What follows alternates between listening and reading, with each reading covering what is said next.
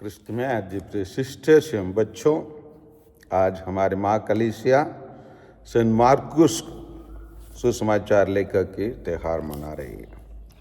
इसके बारे में हम लोग बहुत कुछ प्रेरित चरित्र में पा सकते हैं। पौलुस और पेतरुस के लेख में भी हम लोग पा सकते हैं और उनके द्वारा लिखा गया सुसमाचार हमको जानकारी प्रदान करती है। जैसे हम लोग आज का पाला पाठ सेंट पेतरुस का पाला पत्र से हम लोग सुने थे, उसमें अध्याय 5:13 में पेतरुस उनके बारे में कुछ बता रहे। थोड़ा बढ़िए। हाँ, बाबुल के कलीसिया के सदस्य जो आपके तरह ईश्वर के कृपा पात्र है, हाँ, और मेरा पुत्र मार्कुस आप लोगों को क्या करता है, नमस्कार कहते बोलकर पेतरुस उसको अपने पुत्र के रूप में बताते हैं। प्रेरित चरित्र 12:12 में आइए। तो वह मरियम के घर चला। हाँ, वह मरियम के घर चला। मरियम मार्कुस कहलाने वाले, हाँ, मरियम मार्कुस कहलाने वाले योहन की माता थी। हाँ, योहन की माता थी। यहाँ पर पौलुस यहाँ मरियम के घर चले गया और वो मरियम कौन थे, मार्कुस के माँ थी।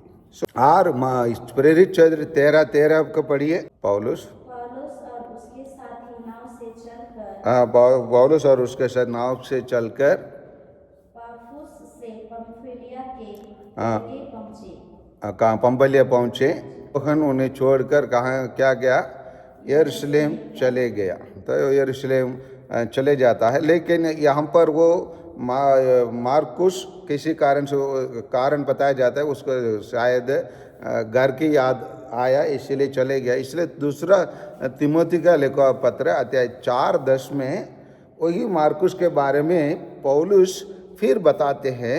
उसको थोड़ा पढ़िए। केवल लूकस मेरे साथ है, मार्कुस को अपने साथ ले आओ। हाँ, इसलिए वो लूकस पौलुस के साथ है, इसलिए उन्होंने क्या कहा, मार्कुस को लेके आने के लिए, ताकि उसी से क्या हो सकता है, सेवा कार्य हो सकता है बोलकर फिर वापस बुला रहा है। तो इसी प्रकार हम लोग क्या मार्कुस के बारे में बहुत सारे देखने के लिए मिलता है। अगर हुसैन मार्कुस के सुसमाचार में भी देखेंगे तो उसके बारे में वर्णन किया गया है।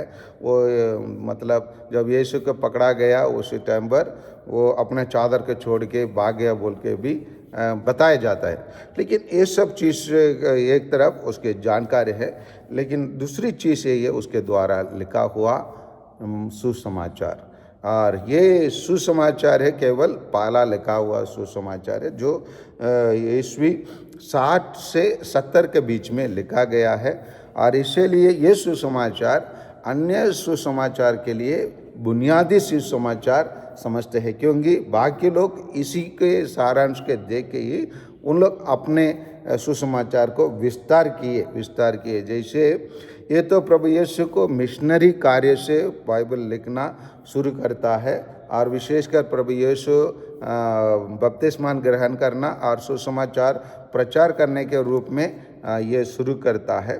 और अंत जो किया है वो एकदम अन्य सुसमाचार लेखक जैसे अंध करते हैं, लेकिन इनका और अन्य सुसमाचार लेखक में थोड़ा से फर्क है और बहुत विशिष्ट बात भी इसमें निकलता है। जैसे संसार के कोने कोने में जाकर सुसमाचार सुनाना सब लोगों का आदेश है, सब लोग बताया जाता है। उसी प्रकार हम लोग पाते हैं, जैसे सेंट मत्ती के सुसमाचार लोग 28-18-19 को पढ़िए।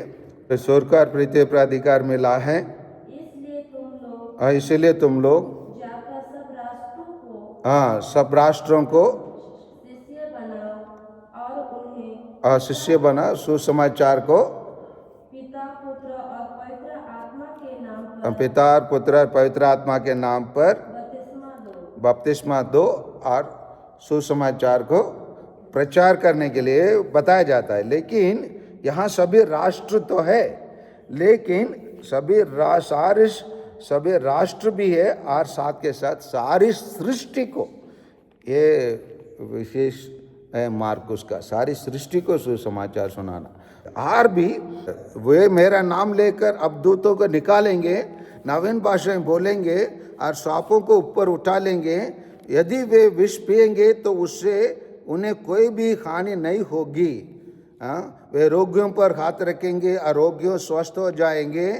ये सब बातों बताते हैं। ये जैसे सुसमाचार प्रचार करने वालों के लिए ईश्वर कैसे बचाएंगे, कैसे उनके द्वारा चमत्कार करेंगे, उसको बताते हैं। मेरे को एक घटना मेरे जीवन में हुआ था, उसी को मेरे लिए भी आश्चर्यचकित लगता है।